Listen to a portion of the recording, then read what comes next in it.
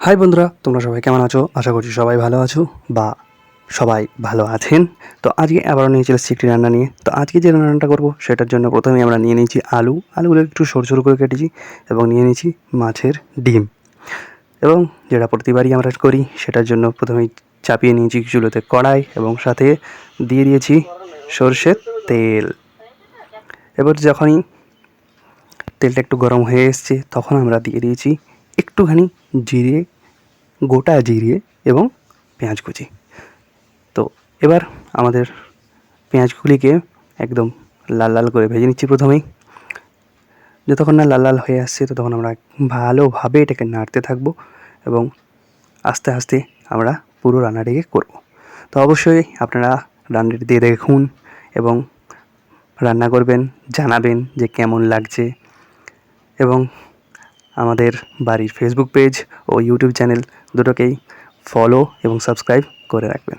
তো যখনই পেঁয়াজগুলো একটু ভাজা ভাজা হয়ে আসবে তখনই আমরা আমাদের যে আলুগুলো যেগুলো কেটে রেখেছিলাম, প্রথমেই বললাম আলুগুলো আমরা সরু সরু করে কেটে রেখেছি।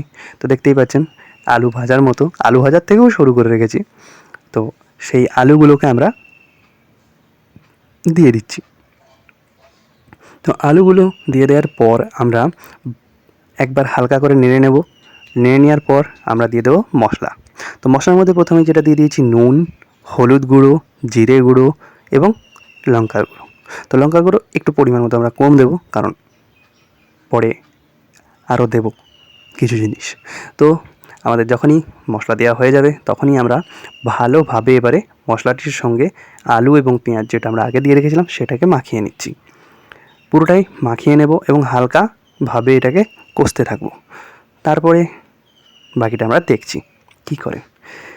তো অবশ্যই আপনারা বাড়িতে এটা রান্না করবেন। আশা করছি সবারই এই রান্নাটা খুবই ভালো লাগবে। তো দেখবেন কেমন লাগছে।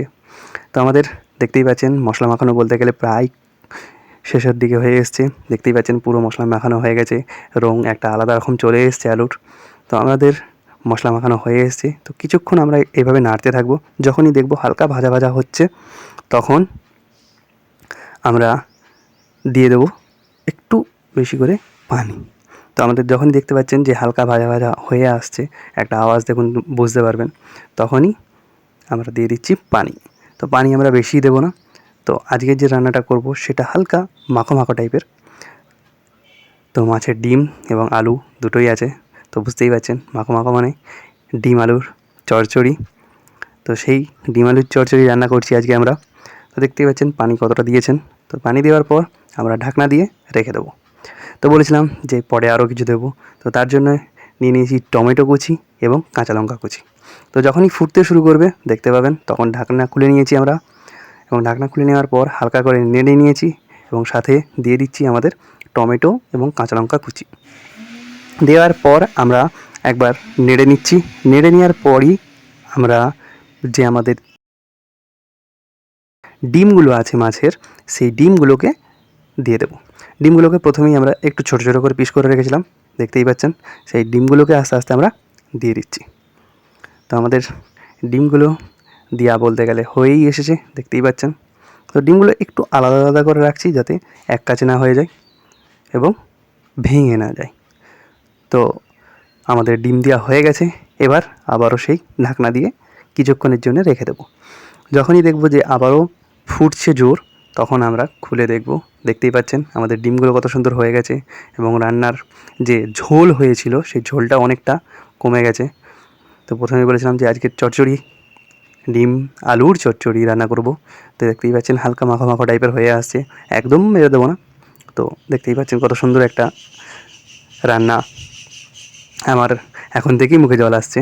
তো যখনই পুরোটা নাড়া হয়ে যাবে তখনই আমরা ওপর থেকে দিয়ে দেবো সেই ধনেপাতা কুচি।